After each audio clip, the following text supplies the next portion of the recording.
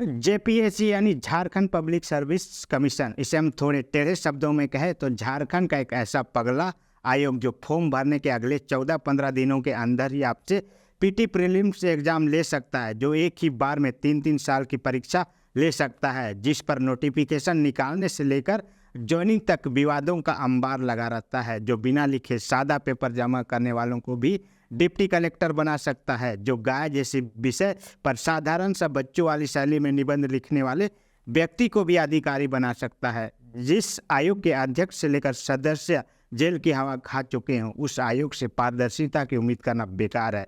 इसके उलट अगर कोई आयोग पर आवाज़ उठाएगा, आंदोलन करेगा, तो उल्टा उन्हें ही आरोपी बनाकर जेल भेजा भी जा सकता है।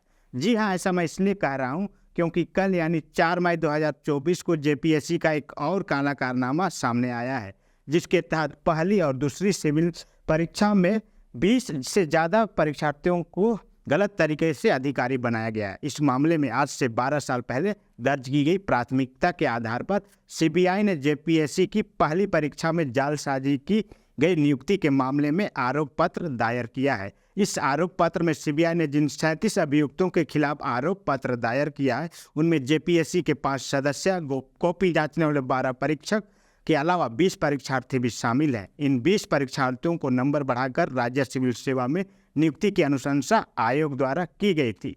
जेपीएससी के अनुशंसा पर सरकार ने इन्हें नियुक्त किया था।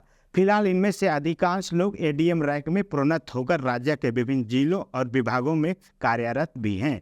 सीबीआई ने कल यानी शनिवार को सुबह 9 बजे सीबीआई के विशेष न्यायाधीश पीके शर्मा की अदालत में आरोप पत्र दायर किया।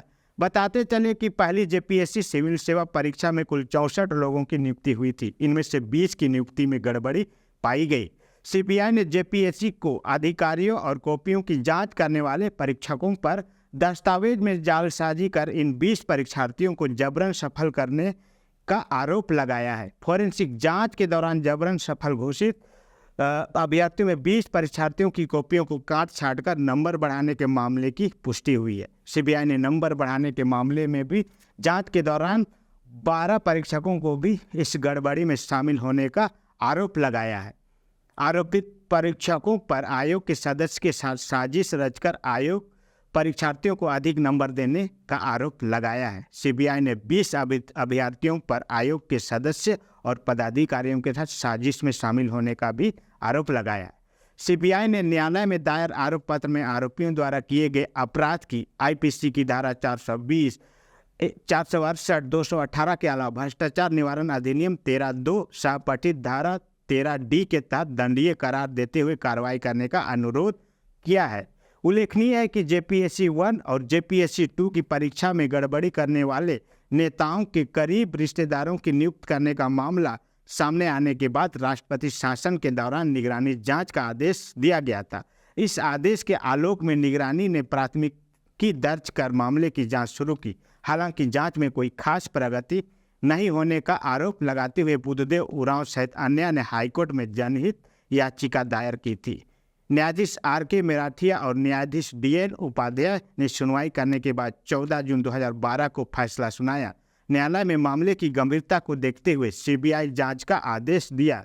इसके बाद सीबीआई ने प्राथमिकी दर्ज कर मामले की जांच शुरू की। जांच के दौरान सीबीआई को हर स्तर पर विरोध का सामना भी करना पड़ा।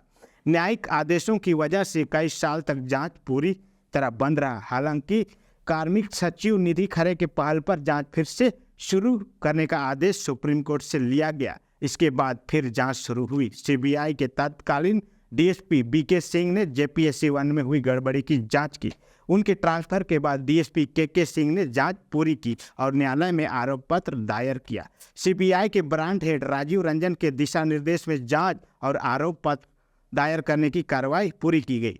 हालांकि इतनी लंबी अवधि के बाद सीबीआई के द्वारा दायर पत्र कहीं ना कहीं न्याय की आस लगाए हुए अभ्यर्थियों के लिए राहत देती है। लेकिन उस दौरान जब आज से 15 साल पहले ये अभ्यर्थी कड़ी मेहनत के साथ इस परीक्षा को पास करने के लिए दिन रात लगे हुए थे, उनके भविष्य के साथ तो खिलवाड़ किया गया।